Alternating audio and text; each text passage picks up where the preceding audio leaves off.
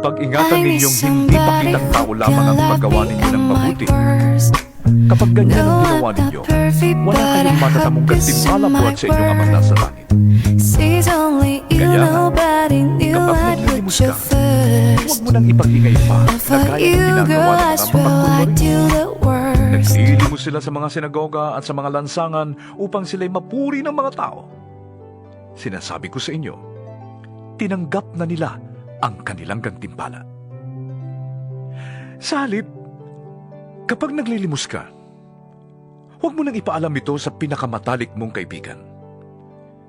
Gawin mo ng lihim ang iyong paglilimos, at ang iyong amang nakakakita ng kabutihang ginagawa mo ng lihim, ang siyang magbibigay ng gantimpala sa iyo. Kapag nananalangin kayo, huwag kayong tumulad sa mga mapagkunwari. Mahilig silang manalangin nakatayo sa mga sinagoga at sa mga kanto upang makita ng mga tao.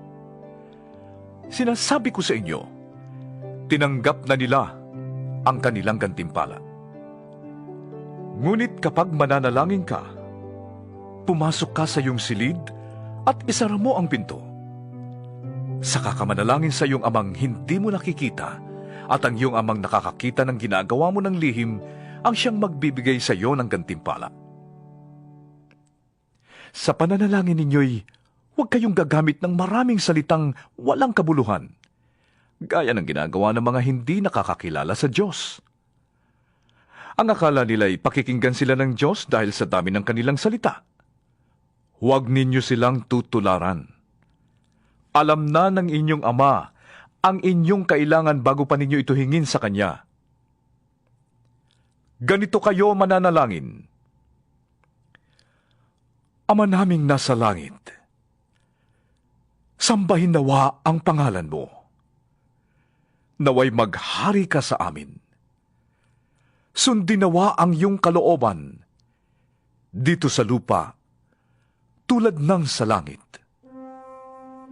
Bigyan mo kami ngayon ng aming kakainin sa araw-araw. At patawarin mo kami sa aming mga kasalanan, tulad ng pagpapatawad namin sa mga nagkakasala sa amin.